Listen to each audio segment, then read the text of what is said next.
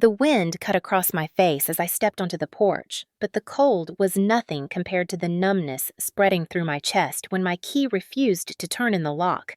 I tried again, pressing my shoulder lightly against the door, hoping it was just stuck, hoping this nightmare was only in my head, but the key slid in and spun uselessly like it no longer belonged to the house I had lived in my entire life.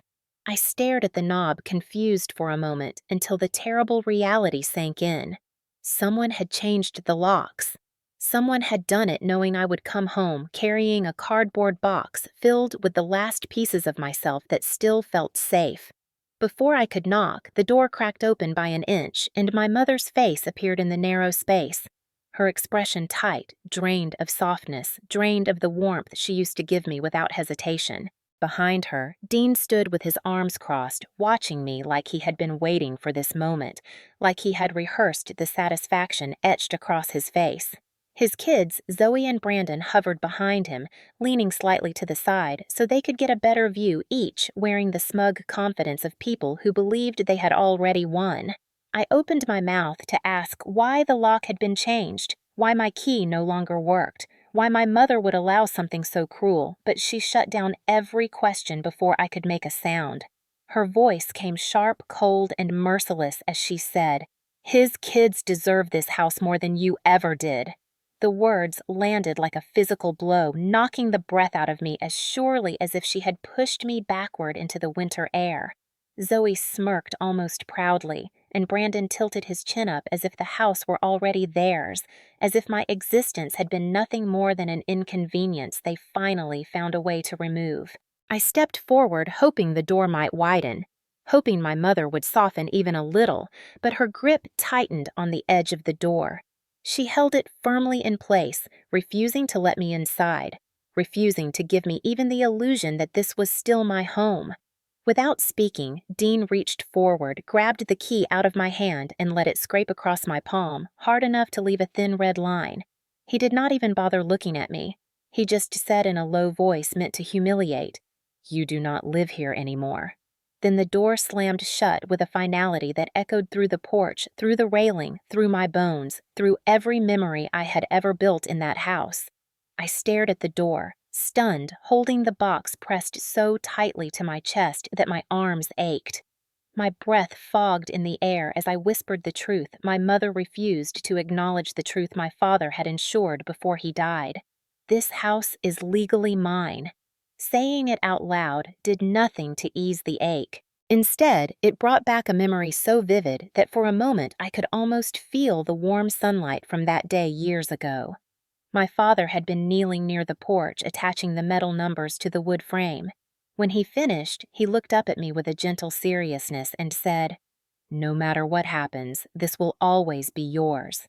I never understood the weight of those words until the moment the door was slammed in my face.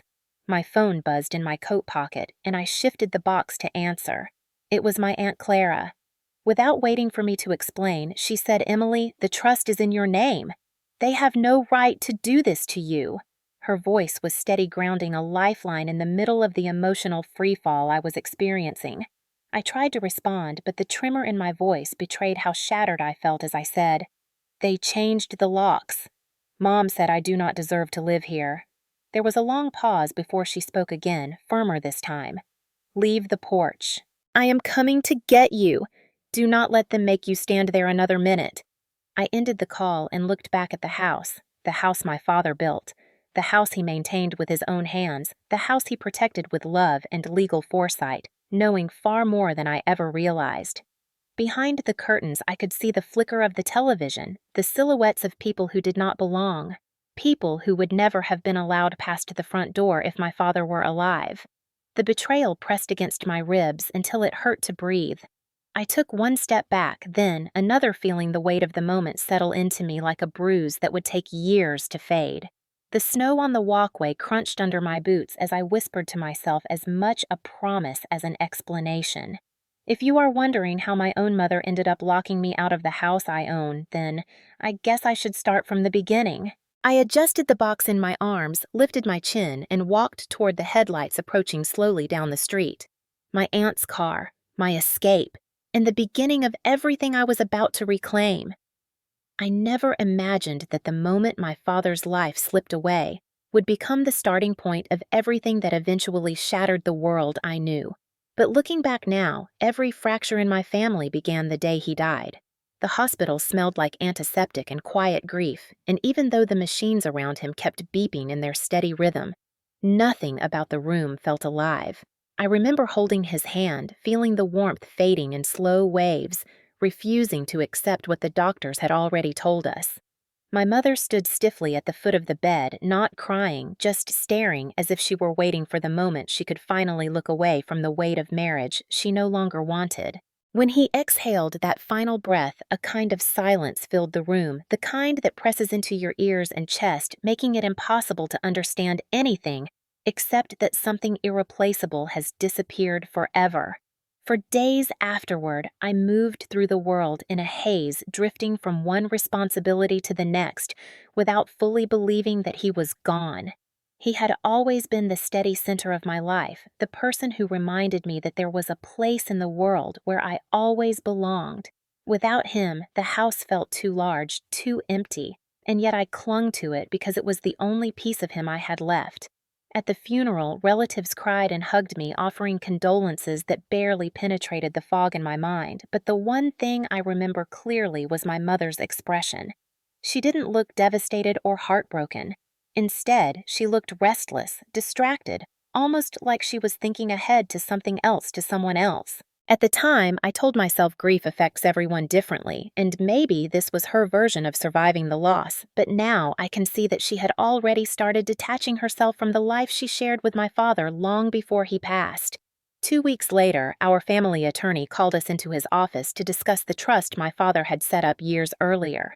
I assumed it would be a simple reading, maybe something about savings, maybe instructions about the house, but what I wasn't prepared for was how thoroughly he had planned everything.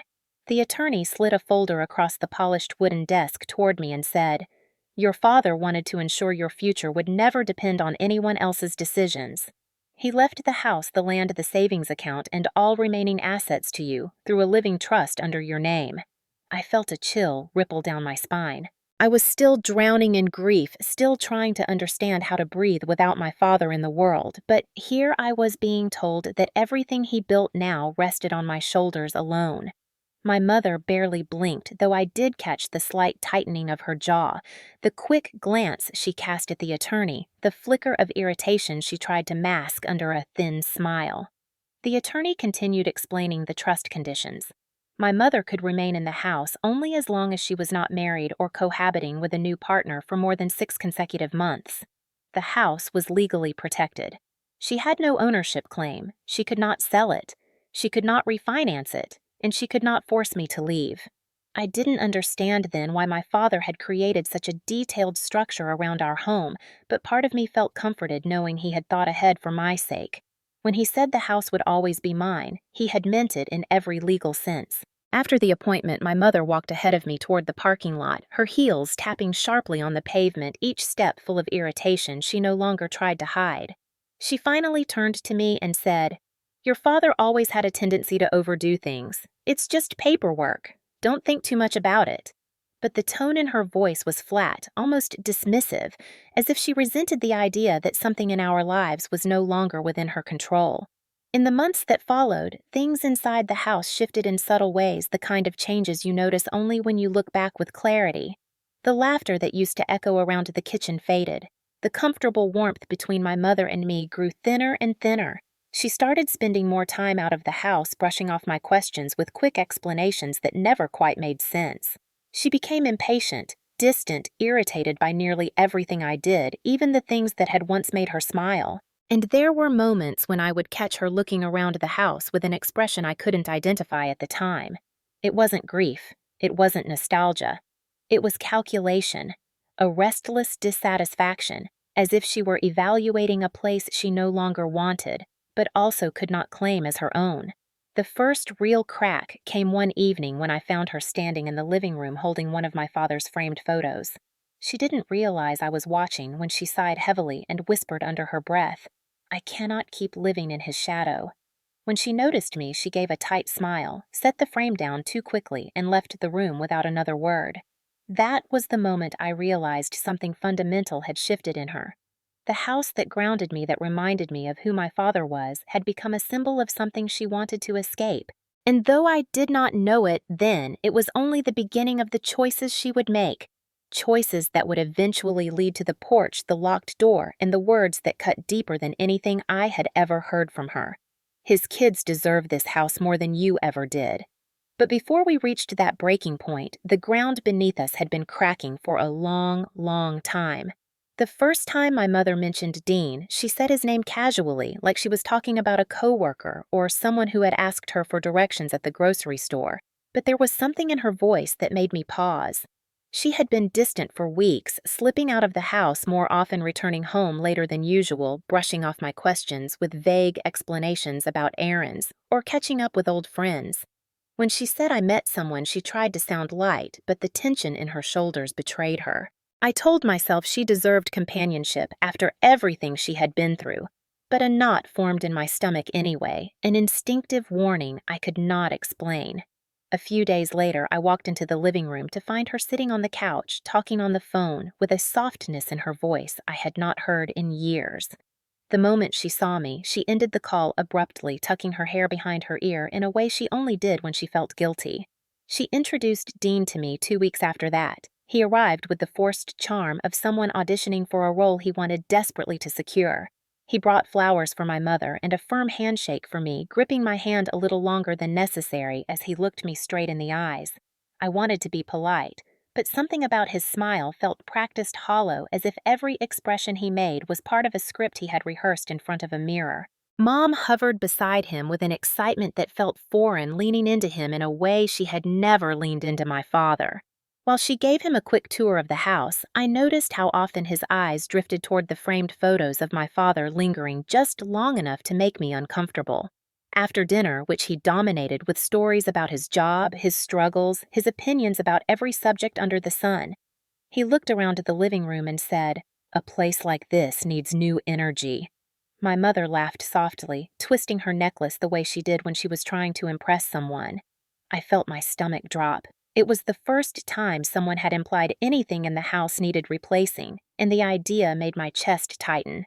A week later, Dean started showing up more frequently, first on weekends, then several evenings during the week, and soon he had a toothbrush in our bathroom and a jacket hanging by the foyer. My mother behaved as if this was normal, as if we had all silently agreed he now had a place in our routines, in our air, in our space.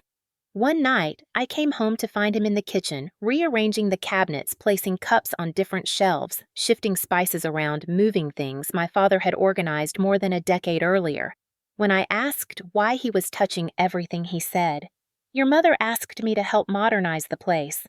I did not believe him, but when I looked toward her, she simply smiled and said, "He has good taste." For the first time, the house felt like it was slipping away from me piece by piece. The shift became more drastic when his children arrived. Zoe and Brandon walked through the door dragging suitcases as if they already lived there, their eyes sweeping across the room with the territorial confidence of people who believed they were inheriting something. My mother fluttered around them with a nervous eagerness I had never seen, offering snacks, asking about their trip, touching their shoulders in an affectionate way she had not done with me in a long time.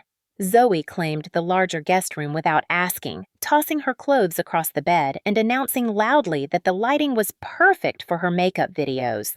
Brandon moved his things into the garage without permission, stacking his boxes on top of my father's tool chest, as if it were a piece of junk he planned to throw away later.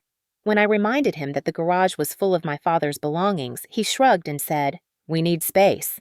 Mom sided with him immediately, saying they deserved to feel welcome, that they had been through a lot, and that I needed to be more understanding. It stunned me how quickly she adopted them, how effortlessly she prioritized them over me. Dean started drawing up house rules that he taped to the refrigerator. Curfew expectations, bathroom schedules, quiet hours, chores. He spoke about the house as if he owned it, telling me to knock before entering the living room if they were watching something, telling me to keep my music down, telling me that teenagers needed structure even though I was not one of his children. Every time he said our home, I felt something twist inside me, something sharp and defensive because even though the paperwork wasn't on the table yet, I knew deep down this place was mine and he was only a guest. But Mom didn't see it that way. She grew more distant with me and increasingly attached to him. The warmth she used to show me turned cold the moment he entered the room. She stopped asking about my day, stopped checking in, stopped noticing when I looked upset. Instead, she watched Dean, waiting for his approval, adjusting herself around him, the way someone adjusts to a new source of gravity. The dynamic in the house changed so quickly that I began to feel like a visitor in my own home. My room shrank around me. My hallways grew unfamiliar. Even the air felt wrong, as if someone had opened a window I could not close. I watched the three of them settle in like roots, burrowing into the place my father built, and something inside me whispered that this was only the beginning, that a storm was coming, and that none of them planned to leave once they got comfortable. I just didn't know then how far they would go, or how quickly my mother would abandon the life she had shared with us for the one she thought she deserved now. But the first cracks had already formed, and the house my father promised would always be mine was becoming unrecognizable both in structure and in spirit. It did not take long for the imbalance in the house to become impossible to ignore, because once Dean and his kids settled in, the favoritism that had begun as subtle gestures quickly hardened into an everyday reality that shaped every corner of my life. It started with the bedrooms, a decision my mother made without even asking for my input. One afternoon, I came home to find Zoe standing in the doorway of my old room, twirling a strand of her hair while my mother measured the windows for new curtains. When I asked what they were doing, Zoe smiled sweetly and said, "Mom said this room suits me better." My mother did not even look up as she added, "You can move into the smaller room down the hall. It is only fair since she is older." But Zoe was not older than me, and even if she had been, the decision still made no sense. I protested, insisting that the room held my father's belongings, my memories, the pieces of him I still clung to. But Mom dismissed my concerns with a wave of her hand, saying the house needed to feel like home for everyone. The smaller room was barely large enough for my bed, and every time I walked past my former room and heard Zoe laughing while recording makeup tutorials or blasting music without care, it felt like a piece of me had been quietly erased. The imbalance seeped into every part of the house. At dinner, Zoe and Brandon took the chairs my father and I had always sat in, and when I tried to sit at my usual place, Dean pulled out a seat from the far end of the table and said, "This spot gives you more elbow room." My mother nodded in agreement, pretending not to notice the way my face fell, pretending the change was purely practical and not another reminder of how displaced I had become. Brandon started using my father's car without permission, claiming he needed it to get to school activities. When I confronted him, he shrugged and said, "Your mom said it's fine." But it was not fine, not even close. And the fact that my mother allowed it without hesitation cut deeper than I expected. My father had taught me how to change the oil in that car, had polished the steering wheel with a soft cloth, had once called it our little project. Seeing Brandon treat it carelessly, tossing his sports gear in the back seat and leaving fast food wrappers scattered on the floor, felt like a personal insult that no one but me seemed to feel. Household rules changed as well, but only for me. If Zoe left dishes in the sink, my mother claimed she must have had a busy day. But if I did the same, she lectured me about responsibility and said I needed to set a better example. If Brandon forgot to take out the trash, she reminded him gently and even apologized for asking, yet when I forgot once because I was overwhelmed with school and chores, she snapped that Dean's kids were trying to adjust and I should make things easier for them. I heard her say those exact words one night when she thought I was out of earshot, her voice low but sharp as she talked to Dean about how I could be more accommodating. She never spoke to me that way when my father was alive. It was not just the tasks or the space or the decisions. It was the way they looked at me, the way they moved around me as if I were an inconvenience, a ghost drifting through a house that belonged to them now. Zoe complained that I walked too loudly. Brandon said I breathed too heavily when I studied in the living room. Dean began rolling his eyes whenever I entered a room, as if my presence disrupted some perfect image of family unity he had created in his mind. Even the smallest things became reminders that I no longer belonged. One afternoon, I went to make myself a sandwich, only to find a note on the fridge written in my mother's handwriting saying, "Please leave more snacks for the kids, they need the energy." The implication was clear. They were the priority. I was the afterthought. Once I tried talking to my mother privately, telling her that the changes were overwhelming and that I felt pushed aside. But she sighed dramatically and said, "Emily, you need to be more mature. They have been through a lot. You should try harder to make them feel welcome." I wanted to ask her when she had stopped caring about whether I felt welcome, but the words caught in my throat. Instead, I just stood there staring at the woman who used to tuck me into bed, who used to know when I was hurting, without me saying anything, who used to smile at me in a way that made me believe I would always have a place in her heart. Now, she looked at me like I was a problem that needed managing. The final blow came during a family outing I had not been invited to. I walked into the kitchen and found a note on the counter saying they had gone to a festival in the next town. The note ended with, "We assumed you had plans." I did not have plans. I had been home all day. They simply never asked, never thought to include me, never wanted me there. As the days passed, the house grew smaller and heavier around me. The walls that once held echoes of my father's laughter now felt like they were closing in, reshaped by a family that saw me as an outsider in my own home. I began staying in my tiny room more often, not because I wanted to, but because it was the only place where I could still breathe. Yet even there, the favoritism seeped in because I could hear Zoe complaining that my room took up space in the hallway and Brandon saying it would be better used as a storage closet. My mother never disagreed. She simply let the words float unchecked, hanging in the air like a verdict that had not yet been spoken aloud. But I felt it coming. I could feel the shift, the pressure, the shrinking space around me. I was becoming invisible in the house my father built. The house he promised would always be mine, and the family living in it was beginning to act as though I had no right to be there at all. The moment I discovered the letter began on an ordinary afternoon, one of those slow, heavy days when the house felt unbearably small and every sound from Zoe's room or every thud of Brandon's footsteps reminded me of how far I had been pushed to the margins of my own home.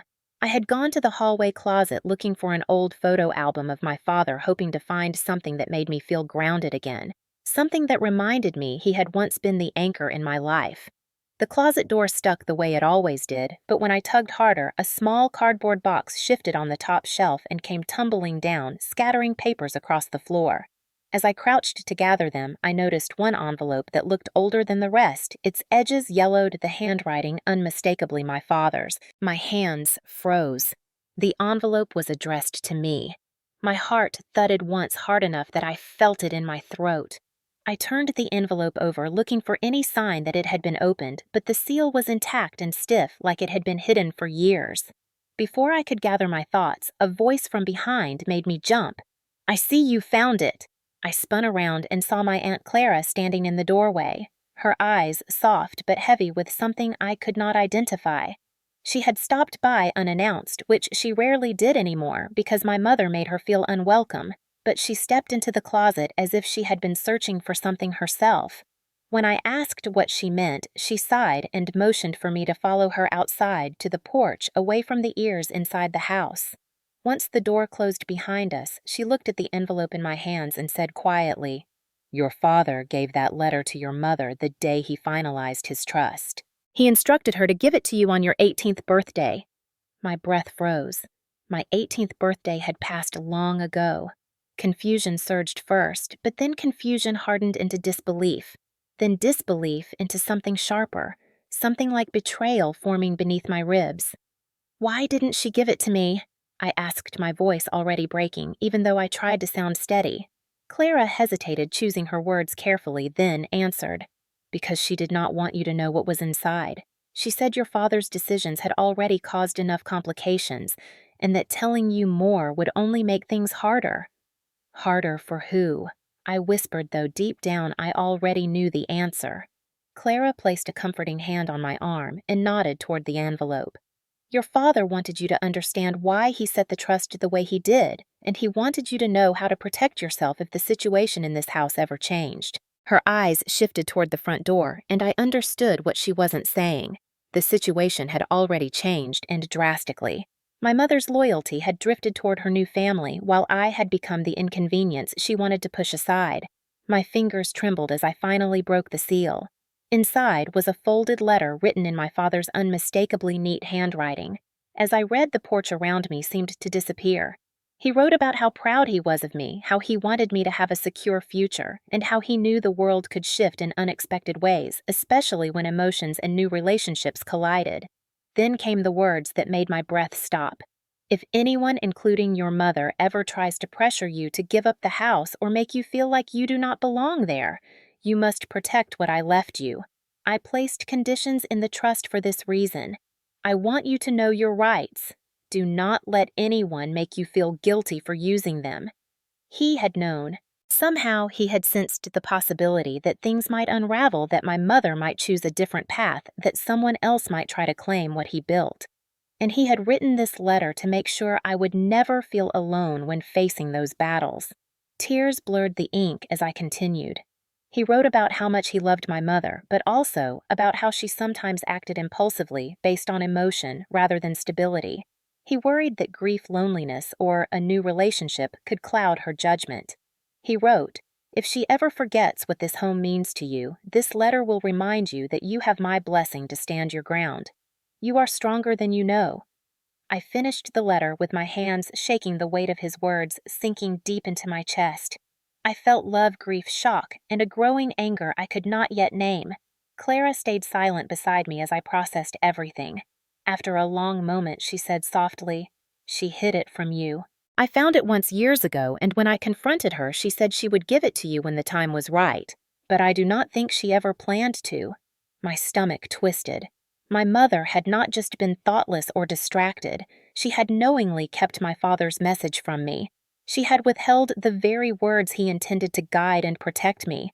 All the favoritism, the dismissiveness, the way she pushed me aside for Dean's family, the way she ignored my discomfort and pain, all of it now carried a different weight. It wasn't just neglect. It was betrayal built over years, disguised as adjustment, and blended into daily life until I almost accepted it as normal. That day, sitting on the porch with the letter my mother hid from me for so long, something inside me hardened. The cracks that had begun forming after my father's death finally split wide open. I folded the letter carefully and slipped it into my pocket, feeling its edges like armor against everything that had gone wrong. My father had trusted me to hold my ground. Now I understood why. And now I finally understood what I needed to do. The shift from discomfort to outright hostility happened so gradually that for a while I kept convincing myself I was imagining it, that grief and the tension of adjusting to a blended household were distorting my perception. But the truth was far simpler and far more painful. Dean had begun to see the house not as the place where my father raised me, but as a stage where he could establish dominance, and once he felt confident that my mother would support him over me, he no longer bothered hiding his intentions. It started subtly enough with comments he framed as harmless suggestions. He would walk through the living room and say things like, "This setup is too outdated," or "A man needs to reorganize this place," as if my father's choices were relics of someone who no longer mattered. My mother echoed his opinions, saying the house needed a new touch, something fresh, something more fitting for a modern family. Every time she said modern family, the words felt like a quiet erasure of everything that came before, including me. Soon, Dean began asserting his authority more openly, and he used chores, house rules, and casual interactions to reinforce a hierarchy in which I sat firmly at the bottom. One afternoon, I was sitting at the dining table working on an assignment when Dean walked in and stood directly behind me, his presence heavy and intrusive. Without warning, he reached across the table and pulled the chair next to me out with a loud scrape. "Guests do not sit at the main table," he said, his voice calm but edged with something sharp. "You can use the counter if you need space." I froze, stunned not only by the insult but by the way he said it, as if he were explaining a rule that had existed all along. My mother walked in a few seconds later, saw the tension, and instead of defending me, she sighed and said, "Emily, don't make this harder than it needs to be. He is trying to help keep things organized." Organized. That was the word she used, as if shoving me to the periphery of my own home was a matter of tidiness. Zoe and Brandon quickly fell into line with Dean's attitude. If Zoe wanted to use the bathroom, she would knock impatiently, even if I had just stepped inside. If Brandon needed the living room for his games, he simply told me to leave.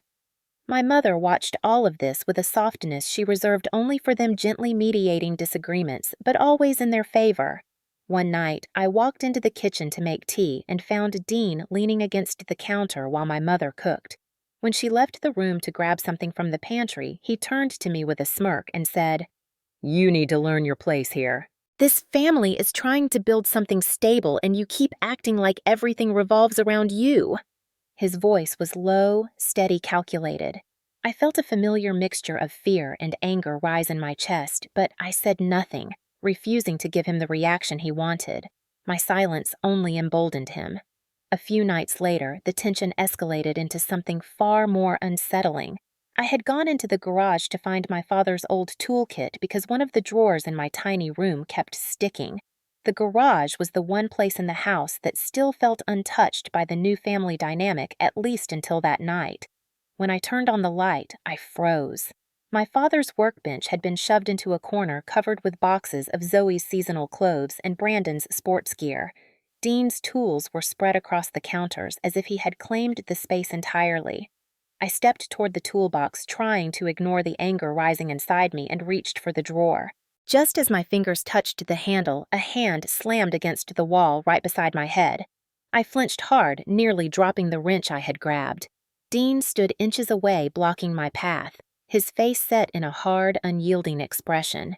"Nothing in here belongs to you anymore," he said, his voice low and dangerous. Not shouting, but carrying the unmistakable warning of someone who wanted power through intimidation rather than honesty.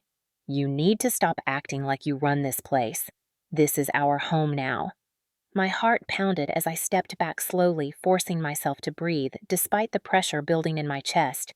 I was not afraid he would hit me, but the closeness, the intent behind his stance, the deliberate attempt to make me feel physically small, all of it was enough to send my nerves spiraling. My mother appeared in the doorway seconds later, drawn by the sound of Dean's hand striking the wall. Instead of checking if I was okay, she rushed to him and said, "Dean, please calm down." She gave me a disappointed glance as if I had caused the incident. "Why do you keep provoking him?" Provoking him! That was the narrative now. If he intimidated me, I must have done something to deserve it. Zoe stepped into the garage behind her arms, crossed eyes full of disdain. "Why don't you just move out already?" She said the words casual and cruel, as if she were suggesting I switch brands of cereal. "You clearly don't belong here." Brandon nodded in agreement. "Yeah, this house works better without all the drama." Their voices blended into a chorus of rejection, each word pushing me further toward the edges of a place that was supposed to be my foundation. Something inside me cracked again, deeper than before, a fracture between who I had been and who I was being forced to become. I backed out of the garage, feeling the walls closing in, feeling the weight of every betrayal from my mother, every hostile glance from Dean, every dismissive comment from Zoe and Brandon. As I returned to my tiny room, one painful truth became impossible to ignore. I was no longer simply unwelcome. I was being pushed out, and they were only waiting for the right moment to finish what they had started. The night everything snapped began like any other thick, with the usual tension that seeped through every hallway of the house. But there was a heaviness in the air I could not explain, the kind that warns you something is about to break even before the first crack appears. I had spent the entire afternoon studying in my small room, trying to drown out the noise from Zoe's endless videos and Brandon's booming laughter from the living room, telling myself that if I stayed quiet and out of the way, maybe the evening would pass without incident. But as the sun dipped low and shadows stretched across the walls, I felt a familiar ache in my chest, an emptiness that had become too heavy to carry alone. So I walked quietly to the garage in search of one of my father's old items, something that might make me feel connected to him again. The garage lights flickered to life, illuminating the chaotic mess Dean had created since moving in. Boxes where stacked haphazardly sports gear littered the floor, and my father's neatly organized tools were buried beneath piles of things that did not belong to him. I felt anger stir in me, sharp and painful, as I moved toward the corner where my father's belongings had been shoved. I just wanted one small thing, one piece of him, one reminder that I still had roots in a house determined to choke me out. I reached for a wooden crate containing some of his old belongings, but the moment I pulled it forward, something heavy crashed to the floor behind me. I turned quickly, startled only to find Dean standing there blocking the doorway. His face twisted with something far darker than irritation. "What do you think you're doing?" he asked, stepping closer with slow, deliberate movements. His voice was cold, but beneath it simmered a rage tightly wound, waiting for release. I swallowed hard and said, "I'm just looking for something that belonged to my dad." It was supposed to sound calm, but my voice quivered, betraying the fear I fought to hide. Dean's eyes flicked to the crate, then back to me, and in an instant he closed the distance between us. He slammed his hand against the wall beside my head so forcefully that the drywall cracked. The sound echoed like a gunshot, shaking through my bones. I flinched, but he leaned in closer, his breath hot with anger. "Nothing here belongs to you," he said through clenched teeth. "Not the tools, not the garage, not the house. You need to stop pretending you have any authority here." His words struck harder than his hand had struck the wall. My pulse pounded in my ears as I pressed myself against the shelves, trying to create space without making him feel challenged. It was a delicate balance, fear and self-preservation warring inside me. Dean wasn't yelling. This was worse. His intimidation was controlled, quiet, intentional, the kind designed to make someone submit without ever laying a hand on them. I tried to step sideways, but he moved with me, cutting off my escape like he had anticipated every attempt I might make. "Why do you think you can walk around here like you own the place?" he asked, his voice dripping with contempt. "You're a guest, one we're tired of accommodating." The word guest lodged in my chest like a shard of glass. I wanted to tell him the truth, that legally I was not a guest at all, that he was the one who had no claim to anything in the house, but something about the way he loomed over me told me this was not the moment to challenge him. Survival instincts overrode pride. So instead, I whispered, "I'm just getting something." "I'll leave the garage now." Dean smirked, satisfied with my retreat. "That's exactly what you should do. Stay out of the way. Stay quiet. And remember your place." Before he stepped back, he grabbed the crate I had reached for earlier and slammed it onto a higher shelf out of my reach, a silent declaration of how little access I had in the home that had once been a sanctuary. As he turned to walk away, I finally found enough voice to say, "You can't just treat me like this." He stopped at the doorway, glanced over his shoulder, and said, "I can treat you however I want, and your mother will back me." That was the breaking point. Not the threat, not the intimidation, not even the crack in the drywall inches from my head. It was the certainty in his voice when he said my mother would choose him over me every time. And deep down, I knew he was right. Minutes later, my mother appeared, likely called by the noise or tipped off by Dean before he even confronted me. She walked into the garage with an exhausted expression, as if she had already decided I was the problem. "What did you do now?" she asked, not even attempting to hide her frustration. I stared at her, stunned. "Me? I didn't do anything. Dean cornered me. He scared me. She held up her hand to silence me. "Why do you always insist on causing conflict? He's trying to make this house safe and functional for everyone, and you keep undermining him." I was speechless. Safe. Functional. He had just trapped me against a wall to assert dominance, yet she refused to see any of it. Or worse, she saw it and simply did not care. Zoe walked in, next, arms crossed, rolling her eyes dramatically. "Honestly, why don't you just leave? This house feels lighter without your negativity." Brandon muttered agreement behind her, smirking, as if this entire situation existed for his amusement. Their voices layered together a chorus of rejection, a declaration of exile that my mother did nothing to soften. Standing there in the cold garage, surrounded by the people who had invaded my home and claimed it piece by piece, I felt something inside me collapse. It wasn't defeat. It was the realization that the people I lived with no longer saw me as family, no longer saw me as someone worth understanding or protecting. I backed away from them, from the accusation in my mother's eyes, from the smug triumph on Dean's face, from the cruelty of Zoe and Brandon.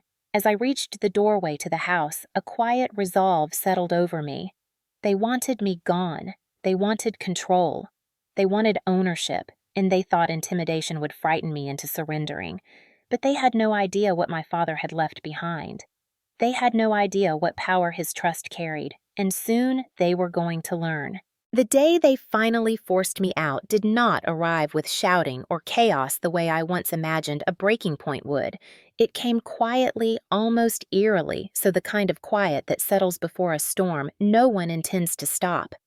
I woke up early that morning, hoping I could slip out for a walk before the tension in the house found me again, but as soon as I stepped into the hallway, I felt something was wrong. The air was heavy thick with a tension that didn't belong to the usual rhythm of hostility. When I reached the living room, I froze. My belongings were stacked in the middle of the room, in boxes I didn't pack, taped shut with strips of duct tape I recognized from the garage. My clothes, my books, my framed photos of my father, even the blanket he gave me the Christmas before he passed, all piled together like discarded debris. Dean stood beside the boxes with an air of satisfaction, arms folded, eyes hard.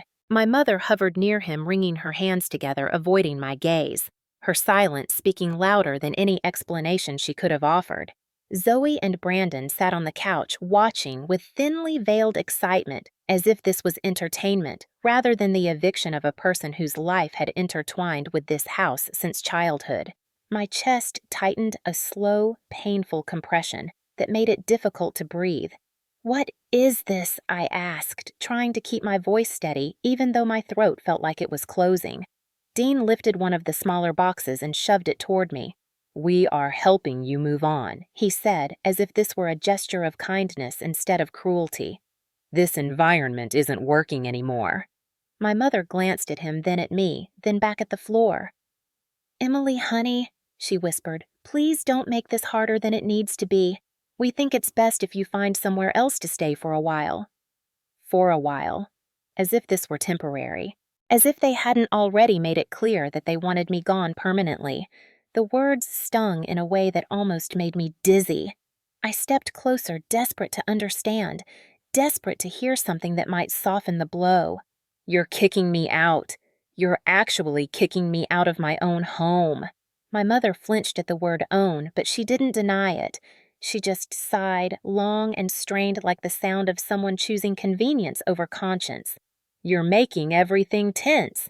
Dean's kids need stability, and we can't have you escalating conflicts all the time." Conflicts. They had cornered me, excluded me, humiliated me, and now I was the source of instability. I could feel something inside me twisting, a wounded anger pulsing underneath the disbelief. Dean stepped forward, closing the distance, his voice dripping with a manufactured calm that made my skin crawl. "Look, we tried, but this is not your space anymore. You don't fit into this family." He emphasized family as if the word belonged to him, as if the house my father poured his life into were part of some new empire Dean believed he rightfully controlled. I shook my head slowly. "You can't do this," I whispered. "You don't have the right." He smirked, that same arrogant, self-assured smirk that had become his signature whenever he felt victorious. "Rights don't matter when the entire household agrees you need to leave." That sentence hit me like a physical blow. The entire household. All of them. Even my mother. They had come together to decide what corner of this house I should be pushed out of, what space I should no longer occupy, what role I should no longer play. My mother stepped toward me, reaching for my arm, but I stepped back, unable to let her touch me after the betrayal she had just allowed. "Emily, sweetie, you can stay with Clara for a bit," she offered, as if this were some gentle solution instead of a knife twisting deeper. Clara had always been my refuge, but sending me to her wasn't kindness. It was disposal, a way for my mother to maintain peace with her new family by discarding the old one. I glanced around the room at the house my father had built, at the furniture he had chosen, the walls he had painted, the memories that lived within them.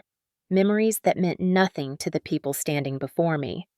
Zoe shifted on the couch and muttered, "Just go. Everyone will be happier." Brandon snickered under his breath. Dean crossed his arms triumphantly. "And my mother?" The woman who once braided my hair and kissed my forehead goodnight whispered, "Please don't make a scene." My hands trembled as I picked up one of the boxes. I could not cry in front of them. I would not give them the satisfaction.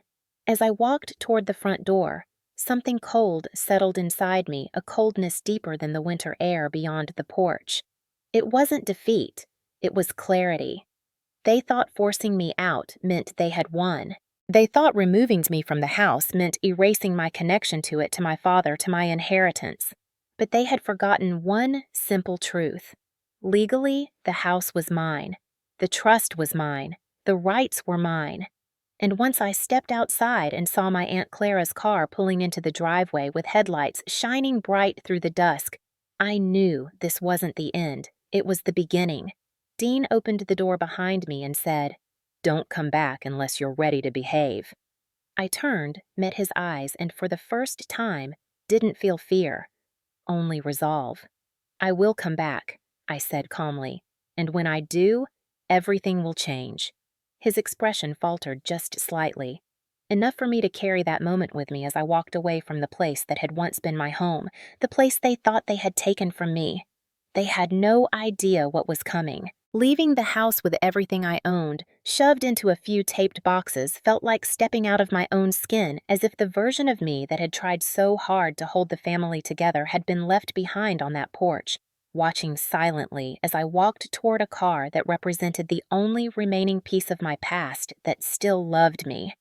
When Aunt Clara stepped out and wrapped her arms around me, the dam I had been holding back all day cracked not into sobbing or panic, but into a quiet exhale that carried years of exhaustion.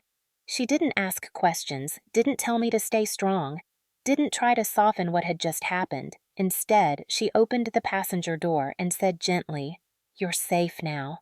It was the first time in months those words felt true. The drive to her house was silent, except for the brittle sound of cardboard shifting each time the car turned. I watched familiar streets blur past the window, each one tied to a memory of my father, each one reminding me of the life I once had before my mother had willingly handed it over to someone who never cared about me. When we arrived, Clara helped me bring the boxes inside, insisting I sit while she made tea. As soon as she placed the mug in front of me, she sat across from me with a steady look that told me she had been waiting for this moment, not because she wanted it to happen, but because she had seen the writing on the wall long before I had. "Tell me everything," she said softly. And I did. I told her about the favoritism, the intimidation, the garage incident, the boxes in the living room, and the final dismissal delivered not with rage, but with the cold indifference of people who saw me as disposable. When I finished, Clara placed her hand on mine and said, "Emily, they think they've won, but they don't understand the law." She rose, disappeared into her study, and returned holding a large binder I had never seen before. She set it on the table with a sense of gravity, opening it slowly to reveal documents neatly organized behind protective sleeves. "This," she said, tapping lightly on the first page, "is the full trust, not the simplified version your mother allowed you to see after the funeral. Your father shared the complete trust with me because he wanted a neutral party involved in case something ever went wrong." My stomach tightened. Wrong how Clara didn't answer immediately. Instead, she turned to a section marked Occupancy Conditions and slid the binder toward me. I began reading, my pulse quickening with each sentence. The trust clearly stated that my mother had the right to live in the house only if she did not remarry or cohabit with another partner for more than 6 consecutive months. If she did, she forfeited her occupancy and control over the residence. The moment she moved in with Dean, the clause activated. Clara confirmed it. "She lost her legal right to the house years ago, Emily. She just pretended she didn't." I sat back stunned. My mother had knowingly violated the conditions. She had also hidden that violation behind emotional manipulation, expecting I'd never question her decisions or the authority she let Dean assume. As I continued reading, another major detail struck me. Dean and his children had absolutely no legal right to the property. Not partial rights, not shared rights. Nothing. The trust explicitly protected the house from outsiders and non-blood relatives. Everything they had done, every decision Dean had made, every room they claimed as theirs, every attempt to push me out, it was built on lies and ignorance of the law. Suddenly, the fog of helplessness began to clear. Clara reached into the binder again and handed me a folder with documents from her attorney. I knew this day might come, she admitted quietly. Your dad hoped it wouldn't, but he wanted to prepare for every possibility. He loved your mother, but he also understood her weaknesses. He knew she could be influenced by the wrong person. I felt tears sting my eyes again, but this time they weren't only from sadness or betrayal. They were from the overwhelming realization that my father had still been protecting me even long after he was gone. And now the question became what I wanted to do with that protection. Clara leaned forward. You have every legal right to reclaim the house. Not emotionally, not morally, legally. They cannot stop you. They cannot challenge the trust. They cannot keep living there unless you allow it. The words settled over me like armor. I had power, actual tangible power. Power they had been abusing for months without knowing it existed. But power alone wasn't enough. What mattered was how I used it. As if reading my thoughts, Clara said, "We will do this properly. No fighting, no yelling, no emotional scenes, only the law." Over the next several days, she helped me go through every page of the trust, highlighting the clauses my father had added specifically to protect me. Some sections detailed protocols for eviction if the occupancy conditions were violated. Others outlined financial repercussions my mother would face if she attempted to interfere once her rights were revoked. It was all there, clear and unavoidable. The more I read, the stronger I felt, as though each clause stitched a torn piece of me back together. For the first time in years, I slept through the night without waking from stress or fear. Yet beneath the relief was something deeper, a quiet, simmering determination. They had thrown me out of my home. They had belittled me, humiliated me, isolated me, manipulated me, and expected me to disappear. But I wasn't going anywhere. On the 5th morning, Clara placed a business card in my hand. "I have already spoken with him," she said. "He's an attorney who specializes in trust enforcement. He'll take your case." As I looked at the card, I felt a calm certainty settle inside me. I wasn't returning to the house as a victim. I was returning as the legal owner, and the moment they received that first notice, everything would shift. My father had built the foundation. Clara had held the line. Now it was my turn to finish what they had started. The morning I decided to reclaim my father's house did not feel triumphant or fiery the way revenge fantasies often look in movies. Instead, it felt calm, grounded, almost eerily steady, as if every step I took was guided by the certainty my father had woven into the trust years before. I woke up in Clara's guest room with sunlight filtering through lace curtains, the quiet rustle of her coffee maker downstairs, and for the first time since being thrown out, I didn't feel like I was drowning. Instead, there was clarity, a sharpness in my chest that felt like resolve rather than pain. After breakfast, Clara drove me to meet the attorney she had arranged. His office sat in a small brick building on the edge of town, unassuming but warm, filled with framed documents and shelves of thick legal books. His name was Robert Winters, a man with a calm demeanor and eyes that suggested years of navigating family betrayals without losing compassion. He listened carefully as I recounted everything from Dean's intimidation to the boxes stacked in the living room to my mother's weak excuses and quiet betrayals. When I finished, he opened the trust documents Clara had provided and read through them silently, nodding slowly as he flipped each page. Finally, he set the binder down and said, "Emily, this is one of the most airtight trusts I've ever seen. Your father did his due diligence. There is no argument your mother or Dean can make that would override this. Your right to the house is absolute." Hearing those words reshaped something inside me, turning fear into strength and helplessness into purpose. "The legal process," he continued, "will require a formal eviction notice served to your mother, Dean, and his children. They will have a set number of days to vacate depending on the state's regulations. If they refuse, the sheriff will enforce the order." I knew that part would come later, but even hearing the word sheriff made my breath catch. Not out of fear, but out of the realization that the power dynamic was shifting. Dean had made himself the ruler of my father's house. Soon he would be nothing more than a trespasser with nowhere to hide from the law. Robert printed the eviction notice, and as he slid the papers across the table toward me, he said, "Once you sign these, the process begins. There's no going back." But I already knew there was nothing to go back to.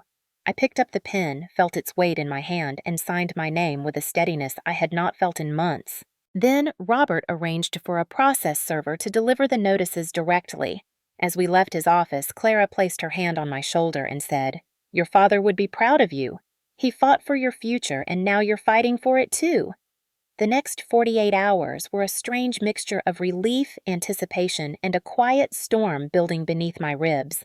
I stayed close to Clara, helping around the house rereading parts of the trust to prepare for the confrontation that was inevitably coming. Then on the third afternoon my phone rang. It was my mother. I stared at the screen for several seconds before answering. The moment I said hello, she launched into a frantic tirade. "How dare you do this to us? Do you have any idea what you're putting this family through?" The process server had clearly delivered the notice. I had expected anger, but the desperation in her voice was sharper than I anticipated. "You're evicting us from our home," she continued, her voice cracking dramatically. "Emily, how could you be so cruel?" I let her finish before responding calmly. "I'm enforcing the trust Dad left. You violated the terms. Dean has no right to that house. Neither do his kids." There was a pause on her end, a beat of silence where she seemed to realize I was not the same girl she had pushed around for months. Then came the shift I had already predicted. She dropped the outrage and moved straight into guilt tactics. "Emily, be reasonable. Dean's kids need stability. They've had such a hard life. You're leaning on a technicality to rip a home away from them." My jaw clenched. "A technicality? It's the law. It's Dad's law, and you ignored it." She inhaled sharply as if wounded, but before she could respond, I added, "You threw me out of my home. I'm simply returning as the owner." Her voice rose, but I no longer absorbed the blows. The emotional power she had once held over me was evaporating. When she finally hung up, I felt something strange but liberating.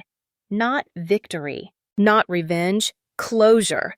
Dean called next. His voice was venomous, dripping with rage he no longer bothered to hide. "You spoiled little brat," he snarled. "You think a piece of paper is going to scare me out of my house?" I corrected him. "It's not your house, and you'll be legally removed if you don't leave voluntarily." He shouted, calling me names, threatening to drag me through court, insisting no judge would side with me. I waited until he finished, then calmly said, "The judge already did, when he violated the trust the moment he moved in." That silence that stunned pause on the other end of the line was one of the most satisfying moments of my life.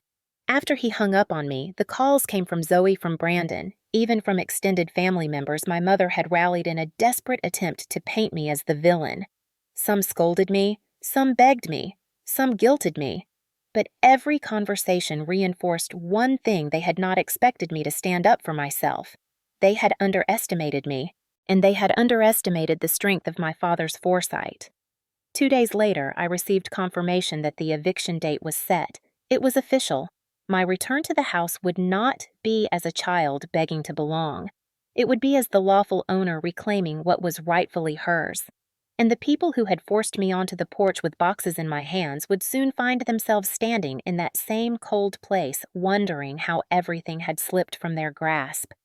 When the eviction process officially began, I thought the storm had already reached its peak, but what came next revealed that everything I had endured was only the surface layer of a much deeper betrayal that had been building long before I ever confronted them. It started with a phone call from Robert, my attorney, whose calm voice carried an undertone of urgency I had not heard before. He asked if I could come to his office immediately, and as Clara drove me across town, I felt a strange tightening in my stomach, the kind that warns you something big is coming even before you see it clearly. When I walked in, Robert was standing beside his desk, with several printed documents spread out in front of him. He gestured for me to sit, then handed me the top sheet, an application for refinancing the house, dated just 2 months earlier, listing Dean as the primary applicant. At first, I did not understand what I was looking at. Then the pieces began to align in a way that made my chest burn. Dean had tried to use my father's house, the house I legally owned, through the trust as collateral for a loan. It was not just manipulative.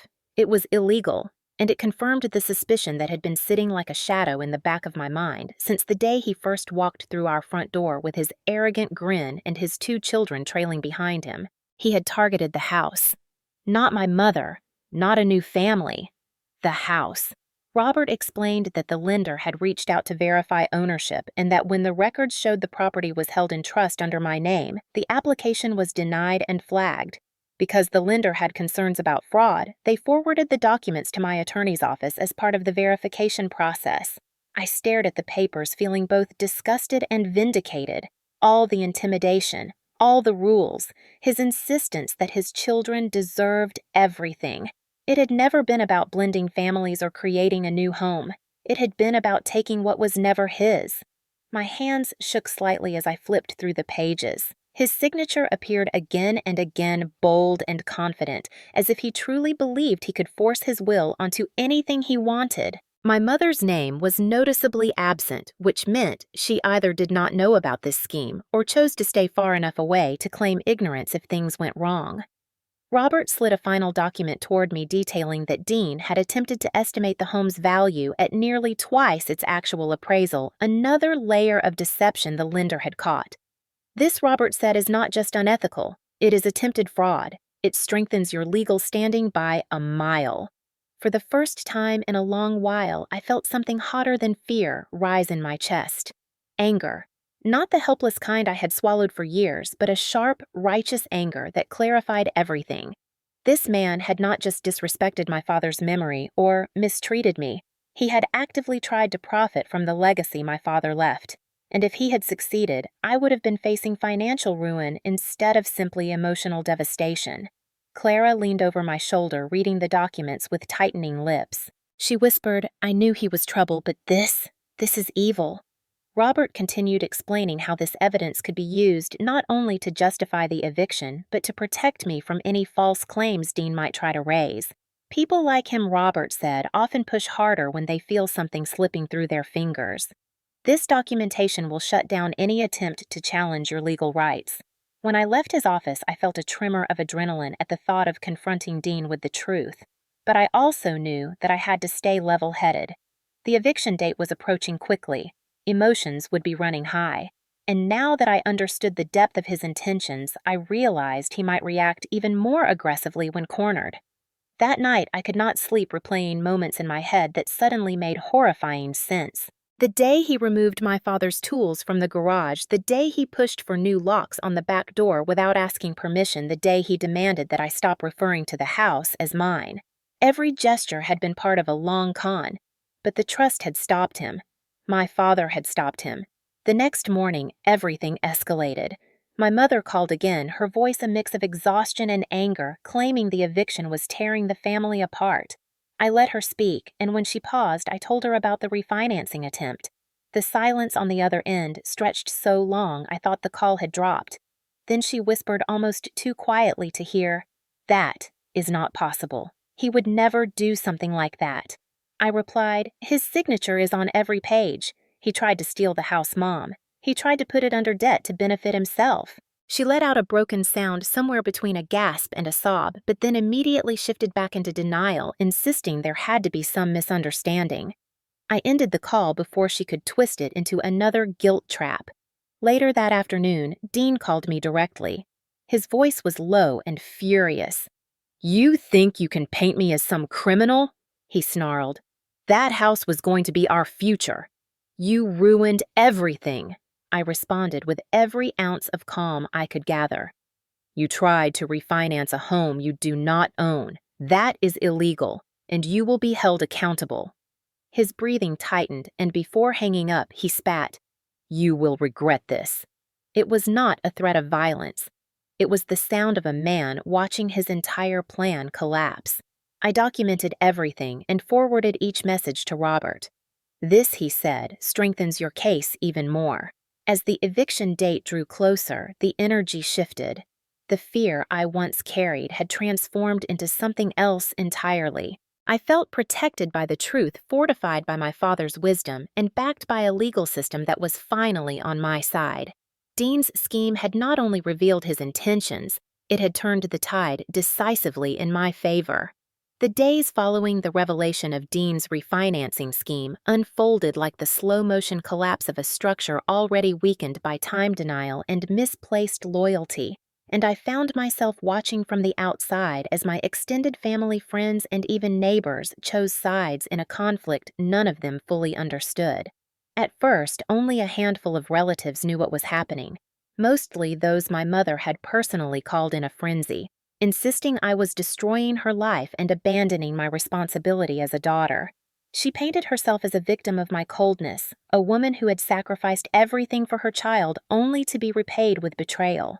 I should have expected that, but hearing her distorted version of events repeated back to me through whispers and passive-aggressive messages still stung, reminding me that even truth can feel fragile when enough people choose to ignore it. The first confrontation came from my cousin Marlene, who appeared at Clara's door unannounced, arms crossed, and jaw tense. She demanded to know whether I truly planned to throw my mother into the street, and when Clara calmly invited her inside to hear the real story, Marlene hesitated as if stepping into the house might expose her to a truth she was not prepared to face. I explained everything, the trust my father created, the conditions outlined in painful detail, the years of emotional erosion I had endured, and the recent discovery of Dean's attempted financial fraud. Instead of shock or sympathy, Marlene frowned and said, "Maybe he just made a mistake. Why are you making it bigger than it needs to be?" That was the moment I realized some people would never see past their own assumptions long enough to grasp the reality in front of them. When Marlene left in frustration, Clara squeezed my shoulder and said, "You cannot save anyone from their own denial. Focus on what matters." Over the next week, however, the tide began to shift. A few relatives more perceptive or simply more willing to ask questions reached out privately to hear my side. I forwarded documents from the attorney. I explained the terms of the trust calmly without bitterness. And as they absorbed the facts, I watched their initial judgment dissolve into stunned disbelief and quiet support. My Uncle Roger, who had always admired my father, called me one evening and said, "Your dad saw something coming. He protected you exactly the way a father should. I am proud of you for honoring that." His words hit me unexpectedly hard, stirring something deep in my chest. I had been so focused on survival that I had not realized how much validation I still needed. Even neighbors began picking up on the tension. Mrs. Wilson next door stopped me while I was grabbing mail from Clara's porch and asked if everything was all right. She had seen my mother and Dean loading boxes into their car late at night, arguing under their breath. When I told her what had happened, she closed her eyes as if absorbing a bitter truth she had suspected for months. She touched her hand to her heart and said, "You deserved better from all of them. Do not ever doubt that." That evening, the emotional weight of the entire situation settled on me in a way that left me both exhausted and unexpectedly clear-headed. It was the first time I fully understood that I was not fighting only for a house. I was fighting for the right to reclaim myself after years of shrinking to fit the narrow emotional space my mother allowed me. I thought back to the countless times I had swallowed my hurt to keep the peace, the times I had accepted blame simply because no one else wanted to confront the truth. I thought of every moment Dean dismissed me, every smirk from Brandon, every cruel whisper from Zoe, every time my mother chose convenience over loyalty. For so long, I had internalized that treatment, believing the problem was me. But standing in Clara's kitchen surrounded by people who actually listened, I saw how the pieces fit together differently now. The problem had never been me. It had been the hierarchy forced upon me by people who benefited from my silence. The psychological unraveling did not stop there. My mother called repeatedly, sometimes sobbing, sometimes raging, sometimes slipping into a wounded tone that once would have broken me instantly. She insisted I had misunderstood everything. She said Dean was under pressure. She claimed she never intended to hurt me. But not once did she take responsibility. Not once did she apologize for locking me out of my own house, or for enabling the cruelty of others. Her guilt came packaged in blame, and her sorrow came sharpened by expectation. I listened without absorbing a skill I had never mastered until now. The more she talked, the more the fog around me cleared. Clara listened to every phone call from across the room, her expression softening each time I held firm. After one particularly manipulative call where my mother accused me of choosing money over family, Clara took my hands and said, "Do you hear yourself, Emily? You are steady. You are logical. You are no longer reacting. That is growth." The awareness settled over me with the quiet strength of a door clicking into place. My resolve hardened not in anger, but in certainty. I was no longer a frightened daughter clinging to the hope that her mother might choose her. I was a woman who finally understood her worth and the steps she had to take to protect it. As the eviction date approached, more relatives reached out to express support, some apologizing for assuming the worst, others offering to help pack or provide emotional backup. The division in the family was undeniable, but so was the clarity I gained from seeing who valued truth over convenience. The emotional fallout, instead of weakening me, forged a deeper resolve I had never known. This was not just about reclaiming a physical home. It was about reclaiming the space I had been denied for years. The space to exist without being diminished. The space to breathe without walking on shards of someone else's expectations. And as each day passed, I felt more aligned with the promise I whispered the night my mother shut the door in my face. I would take back what was mine, not out of revenge, out of justice healing and the unwavering knowledge that breaking free from a toxic family system was not cruelty. It was survival. The morning of the eviction arrived colder than expected, the kind of crisp air that bites lightly at your skin and makes every breath feel sharper, more deliberate, as if the world itself knows something irreversible is about to happen. I stood at the end of the driveway, Clara beside me, both of us watching as the sheriff's car rolled slowly down the street with an air of quiet authority that signaled the end of months, maybe years, of buried tension. My heart pounded deep in my chest, not out of fear, but from a profound sense of anticipation. This was the day everything would shift. This was the day the truth long ignored by those who found denial more comfortable would take physical form. As the car approached, movement erupted in the front yard.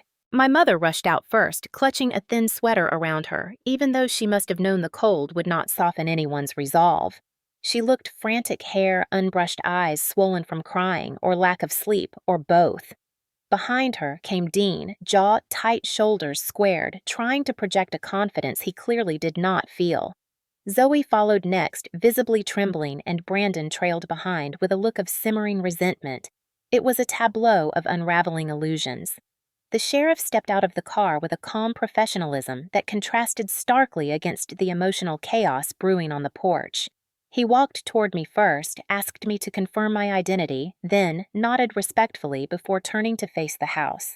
He read from the official order, his voice steady, firm, and final. By the authority of the county and in accordance with the terms of the trust, the occupants are ordered to vacate the premises immediately. My mother gasped sharply, pressing her hand to her mouth as if hearing it from a uniformed officer made the situation suddenly real in a way she had refused to believe until now. She turned toward me, tears streaking down her face, and cried out, "Emily, please, you cannot let them do this. We have nowhere to go." But the sheriff, not unkindly, stepped between us and said, "Ma'am, this is a legal matter already settled. You must comply." Dean, on the other hand, exploded. He stormed down the steps, jabbing his finger toward the sheriff and shouting about rights, about fairness, about how I was ruining their lives over something as stupid as a house. The sheriff raised a hand, his expression unchanging, and said, "Sir, you are not the owner of this property. Any further obstruction will be treated as interference with a legal order." I had imagined this moment so many times in my head, expected to feel triumphant, vindicated, maybe even victorious. But instead, what hit me most was a quiet sadness, a grief for a version of my family that never truly existed. Still beneath the sadness was a steady pulse of strength, the kind I had learned only after being forced to rebuild myself piece by fragile piece. My mother collapsed into a chair on the porch, sobbing as Zoe wrapped an arm around her, though she cast a bitter glance in my direction, as if I were personally responsible for every wrong turn her life had taken. Brandon kicked a loose patch of gravel across the walkway and muttered something under his breath, but he did not fight. Dean, however, tried one last futile move. He demanded the sheriff check records again, insisted the trust was invalid, and claimed the entire situation was a misunderstanding. The sheriff merely handed him the packet of documentation Robert had submitted days earlier, the same paperwork containing the evidence of Dean's attempted refinancing scheme. Dean's face drained of color as he scanned the pages. His voice faltered, his bravado cracked. He stumbled back as if the truth itself had weight heavy enough to shove him off balance. One of the neighbors, an older man named Mr. Turner, who often saw my father working on the lawn, stepped outside to watch. His presence was steadying a reminder that not everyone believed the lies spun about me. When our eyes met, he gave me a small nod, a gesture of silent support that meant more than words could have. My mother finally stood wiping her tears and whispered, "I never thought you would do this to me." Her words were soft, trembling, meant to wound, meant to make me reconsider everything at the very last minute, but they no longer held power. I had already faced every doubt, every guilt, every fear. I met her gaze and said, "Dad never intended for you to give this house away to someone who tried to steal it." "I am honoring him. You chose to ignore that." The sheriff signaled the start of the removal process. Dean and his children began packing, hastily grabbing bags, boxes, clothing, anything they could carry. It was messy, frantic, and strangely symbolic, the physical manifestation of a family structure dissolving in real time. My mother moved slowly, as if dragging her feet might somehow delay the inevitable. She clutched a framed photo of the two of us from years ago, back when things were simpler, back when love was not tangled with manipulation or denial. She held it against her chest but did not look at me. As they loaded the final items into their car, the sheriff approached me again and quietly said, "The property is yours now. You may enter once they leave." I nodded, unable to speak. When my mother finally got into the passenger seat, she cracked the window, tears streaking anew, and said in a broken voice, "I hope you can live with what you've done." Then the car pulled away. Dean glaring at me until the very last second, Zoe crying angrily, Brandon refusing to look back. I watched until the taillights disappeared down the street. Only then did I let out the breath I had been holding for what felt like years. Clara wrapped her arm around my shoulders as the sheriff stepped aside, giving me space to approach the door that had once been slammed in my face. And with a slow, steady breath, I stepped forward, ready to reclaim the home and the self they could no longer take from me. When the house finally stood silent again, stripped of the angry voices and the constant tension that had filled it for so long, I stepped through the doorway with a feeling that was neither triumph nor relief, but something softer, deeper, like the slow release of breath after holding it far too long. The air inside felt different, as though the walls themselves were exhaling after years of absorbing conflict, and I walked from room to room, touching surfaces I had avoided before running my fingers along the banister. My father once sanded smooth the kitchen counter where he used to set his morning coffee. The window frame he repaired patiently one summer while humming under his breath. The house had always been a living reminder of him, but now, for the first time since his death, it felt like it was returning to me in a way that was truly mine. Clara stood nearby, giving me space. Her quiet presence reminding me I did not have to rush, that healing did not demand speed but intention. I took a deep breath and knew what I wanted to do first. I opened all the windows, letting the crisp air sweep out the residue of old arguments and whispered cruelty. The rooms brightened as sunlight poured in, illuminating dust motes that danced like tiny fragments of memory. Some were painful, some bittersweet, but none held the same power they once did. Over the next days, I dedicated myself to restoring the home not out of revenge or obligation, but because reclaiming the physical space was intertwined with reclaiming my emotional one. I cleared out the belongings Dean had scattered across the garage, the tools he had shoved aside, as if erasing my father's presence would somehow cement his own authority. I found the red toolbox my father cherished, the one with faded lettering and dents along the edges, and I set it carefully on a shelf, feeling an unexpected surge of comfort, knowing pieces of him were still here, waiting to be honored rather than hidden. I repainted the walls, choosing warm tones that reminded me of summer evenings on the porch, when my father and I would talk about everything and nothing, and he would tell me that the truest measure of a home was not how it looked, but how it made you feel safe. With each brushstroke, I felt myself gently stitching pieces of my heart back together. The living room, once dominated by Dean's oversized recliner and his children's clutter, became a quiet sanctuary again. I donated furniture that did not belong and replaced it with simple pieces that allowed the space to breathe. Clara helped me hang new curtains, and when the fabric caught the light just right, she smiled and said, "It feels like your father's home again." I nodded, swallowing the knot in my throat because she was right. It did.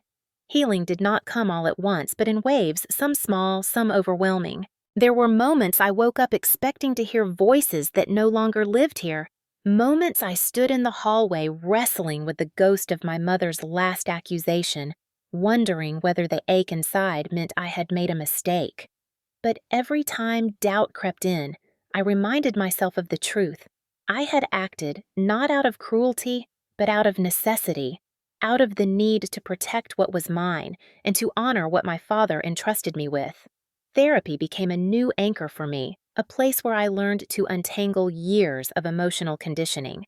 My therapist listened as I described the gradual erosion of my confidence, the way I had learned to shrink to preserve peace, the way I had believed kindness required self-sacrifice. She looked at me gently and said, "What you survived was not love withheld. It was love conditioned on your compliance." Understanding that changed everything. It allowed me to forgive myself for staying as long as I did, for hoping my mother would choose differently, for believing the problem had been me. It also allowed me to release the resentment that had been building quietly beneath the surface. I came to realize I did not need revenge. The natural consequences of their actions had already unfolded. My responsibility now was to live, not to linger. As the renovation continued, I found joy in small things, the sound of music echoing through an empty hallway, the smell of fresh paint, the satisfaction of restoring a garden bed that had been neglected for years. I planted lavender near the front steps, remembering how my father once said, the scent reminded him of calm mornings.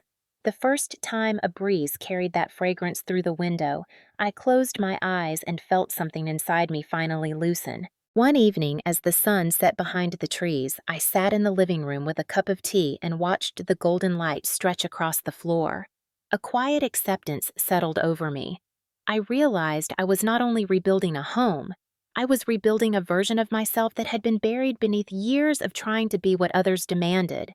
This house, with its creaking floors and familiar walls, was no longer a battleground. It had become a place of possibility, a place where my father's love remained woven into the structure, a place where my future could unfold without fear, a place where I could breathe. I walked to the front door, touched the metal numbers my father once anchored to the wood, and whispered, "I kept my promise." And in the stillness of that moment, I felt him there, not as a memory, but as a quiet, enduring presence. The house was mine again. My life was mine again. And for the first time in a very long time, the future felt wide open and filled with light. In the weeks following the restoration of the house, life settled into a rhythm that felt almost foreign in its simplicity, as if I had spent so long living in emotional turbulence that peace itself required relearning, and each quiet morning became its own kind of healing ceremony. I would wake to sunlight filtering through the new curtains pad barefoot across the cool floor and brew coffee in the kitchen where I once felt like a ghost in my own home. Now I moved through each room without flinching, without bracing for someone to tell me I did not belong, and that shift alone felt like reclaiming a part of myself I had forgotten existed. As I continued therapy and invested time into rebuilding not just the physical structure of the house, but the internal foundations of who I was, I began to understand the deeper truth beneath everything I had lived through the house had never been the central conflict. It had only been the stage. The real battle had been over my worth, my identity, and my right to exist without being diminished by the people who were supposed to love me. That understanding brought with it a bittersweet clarity about my mother. I did not hate her. I did not even wish her pain. What I felt was a quiet mourning for the relationship we could have had, the one I used to imagine when I was younger before her fear of loneliness and her need for validation overshadowed her ability to protect me. Some nights I would sit on the porch, listening to crickets in the yard, and wonder whether she ever regretted choosing convenience over her own daughter. Whether she understood now that by siding with Dean, she had aligned herself with someone who ultimately betrayed her just as deeply as he betrayed me. I would never know the answer to that, and I was learning to accept that closure does not always come from confrontation or apologies, but sometimes from simply choosing not to carry someone else's wounds anymore. The legal aftermath resolved more smoothly than I had expected. The frivolous lawsuit Dean attempted to file against me was dismissed almost immediately, the judge citing the trust documents, the refinancing attempt, and the eviction order as clear evidence of his bad faith. When the ruling came in the mail, I sat at the dining table with the letter in hand, letting the weight of it sink in. Not because I needed validation, but because it symbolized the moment my father's protection reached across time to shield me again. It was as if he were reminding me that I had never truly been alone, even in the darkest moments. One of the most unexpected shifts came from the community. Several neighbors stopped by with small gifts or simple words of support, sharing memories of my father and expressing relief that the house was back in hands that honored him. Mr. Turner brought over homemade bread and said, "Your father used to help me fix my fence every spring. He would be proud of you." That sentence settled in my heart like a warm stone grounding me. I realized then that legacy is not built on grand gestures, but on quiet consistencies, on the love that outlasts us because we pour it into the people we leave behind. I took my father's framed photograph, the one that once sat dusty and forgotten under Dean's boxes in the garage, and placed it in the hallway where sunlight touched it each afternoon. Every time I passed it, I felt anchored to something steady and good. As days turned to weeks, the house transformed into a living metaphor for my own healing. The repaired window reflected my growing clarity. The repainted walls echoed my regained strength. The blooming lavender outside the front steps mirrored the calm I was finally cultivating within myself. I understood now that healing is not linear, nor is it loud. It is the small decisions we make every day to choose ourselves over the patterns that once controlled us. It is the gentle voice inside saying, "You deserve peace. You deserve respect. You deserve a life that feels like yours." And slowly, I began to believe it. One late afternoon, as the sky turned a soft shade of gold, I sat at the porch railing with a cup of tea and let the warmth spread through me. The house was quiet, but not empty. It was filled with intention, with memory, with the silent promise of a future I was ready to embrace. I felt my father's presence not as grief, but as a steady, comforting echo. I whispered, "Thank you, Dad, for everything." That moment felt like the final thread of closure weaving into place. And now, speaking not just to myself, but to anyone who has ever felt erased or overshadowed by their own family, I offer this truth: you are allowed to protect your peace, even if it means standing against the people who once held your trust. Blood is not a guarantee of loyalty. Love is not defined by sacrifice that drains you. Family is not the people who share your name, but the ones who respect your boundaries, celebrate your strength, and stand beside you without demanding you shrink for their comfort. If you have ever been told you are selfish for choosing yourself, know that survival is not selfish, healing is not betrayal, and reclaiming what is yours, whether it is a home of future or your own sense of worth, is an act of courage. As I finish this chapter of my life looking out at the house restored to warmth and safety, I feel hope settle into every corner. Not because everything is perfect, but because for the first time in a long time, everything is honest. And I want to ask you, the person listening to my story, one simple question, the same, one I once asked myself when the door shut in my face. Have you ever had to stand up to people you loved because they crossed a line you could no longer ignore? If so, I hope my story reminds you that you are stronger than you think, that you deserve a life built on respect, and that it is never too late to choose yourself.